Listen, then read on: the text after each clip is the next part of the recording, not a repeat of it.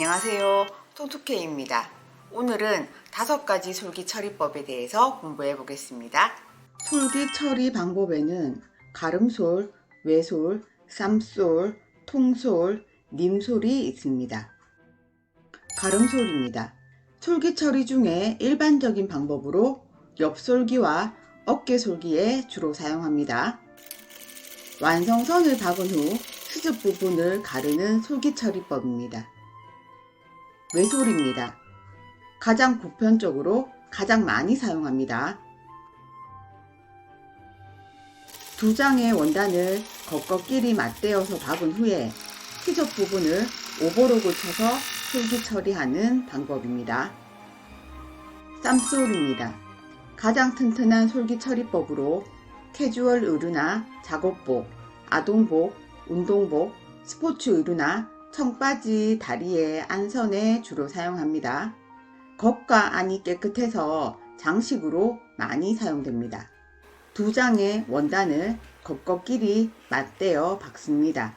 시접 중 한쪽만 0.3cm 정도로 남기고 자릅니다. 한쪽 시접은 잘리지 않도록 주의해야 합니다. 폭이 넓은 시접으로 0.3cm 폭인 시접을 감싼 후 다립니다. 감싼 시접 끝에서 0.1cm 폭으로 아래 원단과 함께 박음질합니다. 통솔입니다. 얇은 원단이나 신생아 의류 제작할 때 주로 사용하고요. 두 장의 원단을 안끼리 맞대어서 시접 0.4cm 폭으로 박음질합니다. 안끼리 박는 게 포인트죠.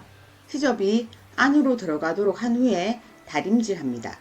0.7cm 폭으로 박음질하면 완성이 됩니다. 님솔입니다. 쌈솔과 비슷한데 시접에 싸서 박지 않고 펼쳐서 겉으로 장식하는 방법으로 튼튼하게 봉제하거나 장식 효과를 줄 때 사용합니다. 두 장의 원단을 겉겉끼리 맞대어 박음질합니다. 한쪽 시접만 0.3에서 0.5cm 폭으로 남기고 자릅니다. 폭이 넓은 시접만 오버록을 칩니다. 오버록 친 시접으로 폭 0.3에서 0.5cm 시접을 덮어서 박음질하면 완성이 됩니다. 네, 수업이 끝났습니다. 오늘은 5가지 솔기 처리법, 가름솔, 외솔, 쌈솔, 통솔, 님솔에 대해서 공부해 보았습니다. 그럼 다음 시간에 만나요. 안녕.